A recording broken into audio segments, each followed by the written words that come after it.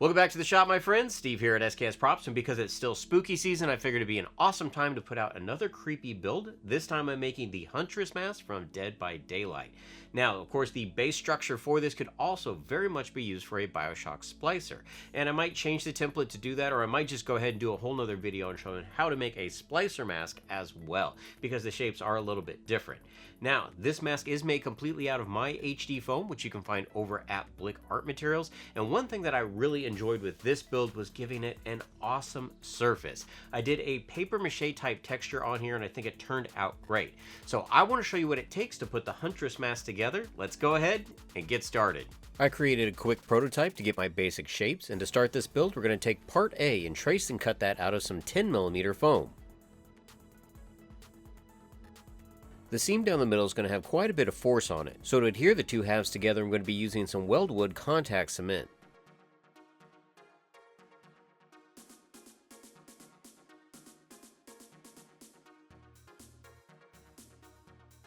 After the foam had been firmly pressed together, I could then clean up the seam using a smooth sanding drum on my rotary tool.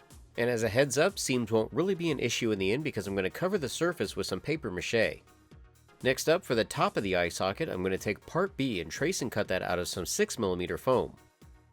The top and outside edge of this piece needs to be cut at an angle, so that when it's glued to part A, it recesses back into the mask.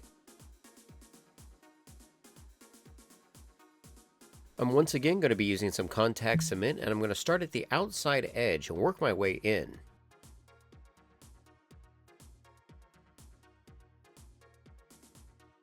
The innermost seam I glue to the side of the nose using some super glue, and I angle this piece down.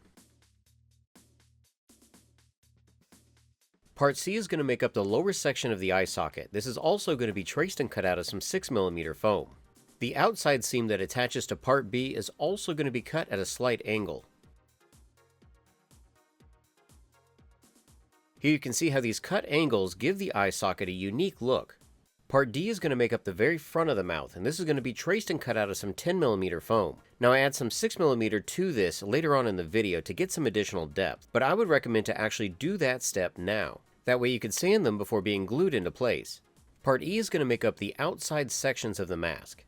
The interior cut that will attach below the eyes and to the sides will also need to be cut at a slight angle so that it attaches to the mask properly. And if your angles aren't perfect, you could always clean them up with a rotary tool before gluing the pieces on. Any additional foam at the top can easily be trimmed away. Here's where I went ahead and attached an additional 6mm piece to the back of the tin. I could then sand it flush with a rotary tool before gluing part E to the sides. And here you can see I angled part E back while gluing to this piece. Now Huntress's mask is torn up more on one side than the other, so I start by roughing out placement with a pencil before removing the foam with a hobby knife. I could then take my rotary tool and clean up these cuts as well as the seams before moving on.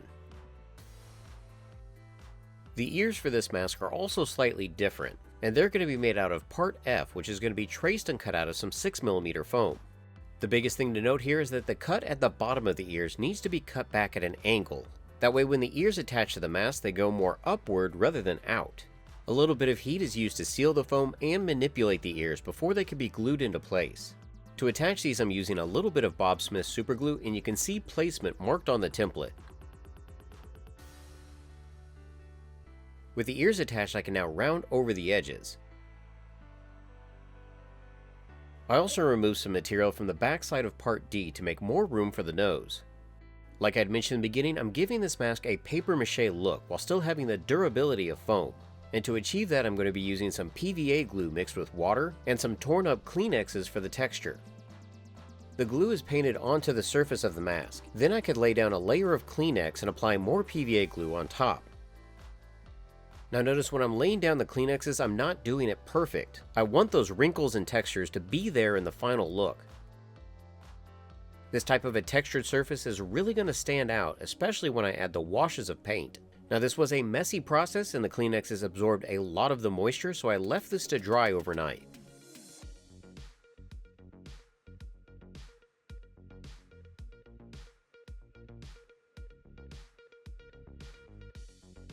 By the next morning, the mask was dry and I could start to do further refinements. To help the mask curve and better conform to the face, I added some small strips of 2mm foam to the back side.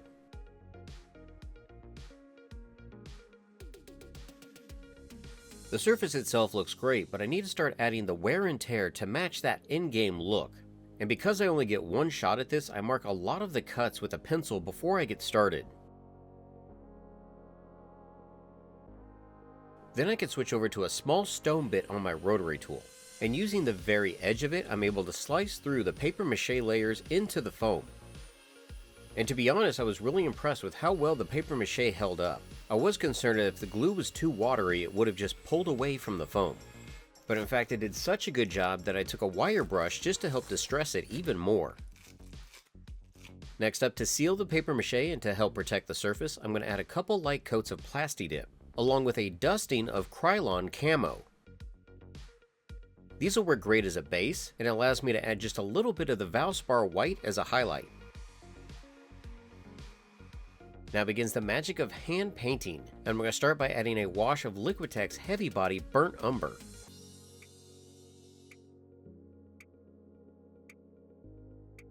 Next up, the bunny needs some pink for its cheeks and ears, but I'd like it a little more desaturated, so I'm going to be using some Aqua Red Orange and some unbleached titanium.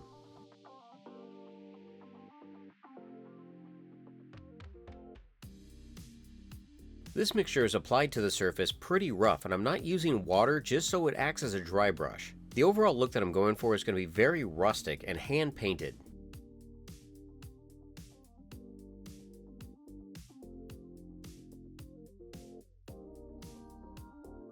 The nose in the game is a little bit darker, so I'm going to add more of that Aqua Red to this mixture.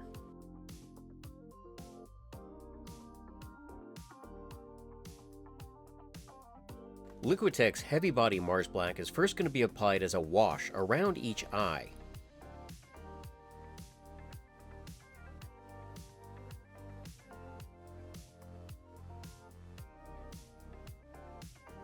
Then after that's dry, I go back in with a detail brush and paint on some eyeliner.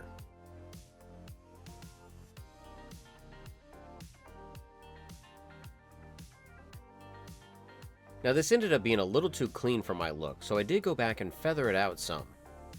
But of course, with your mask, feel free to paint these details however you'd like.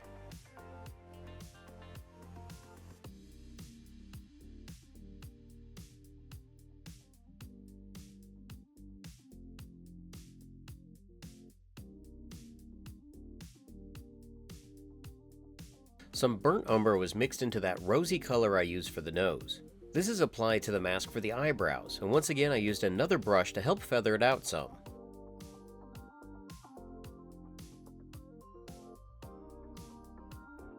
With my basic color landmarks in place, I can now go through and start to add some detailed washes. I do have multiple references for this mask on my monitors, and I'm constantly looking at those. So when I'm adding these washes around the mask, I'm trying to do that with deliberate purpose. Using a very fine detail liner brush, I can now go through with some of that Mars Black and pick out some of the cracks that are predominant in the reference images.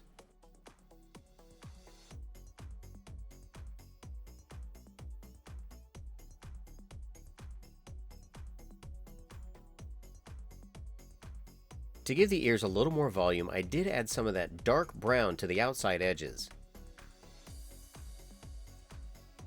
Now her mask in the game has a slash of blood across the face, and to achieve that I'm going to be mixing some Perma Blood with some Mars Black. The Perma Blood on its own I thought was just a little too red, but by adding that black to it, it gives it more of that old blood coagulated look.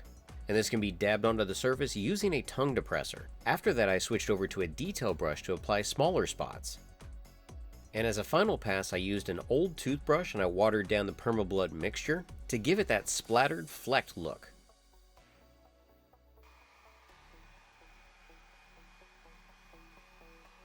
And the gloss of the blood looks great against that matte paper mache.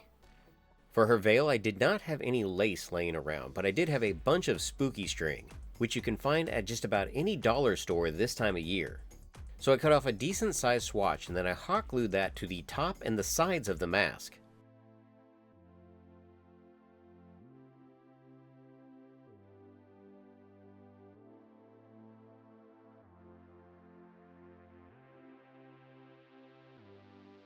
Now in the game, the lace is stitched into the mask, and to replicate that look I'm going to be using some fake leather cording.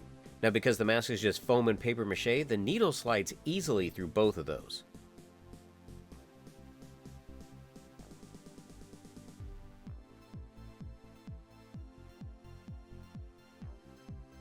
So between the thread and hot glue, the spooky string is attached firmly to the backside of the mask.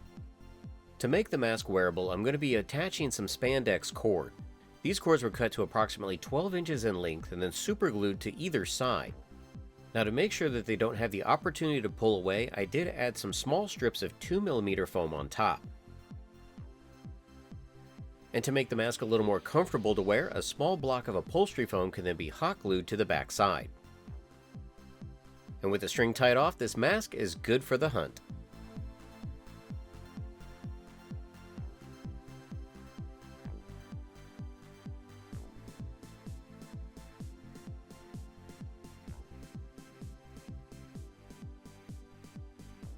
So hopefully I'll enjoy this tutorial on how to put together a Dead by Daylight's Huntress mask. And if you are building any of my builds or utilizing HD foam, be sure to tag me at sksprops on Twitter and Instagram because I love seeing your creations.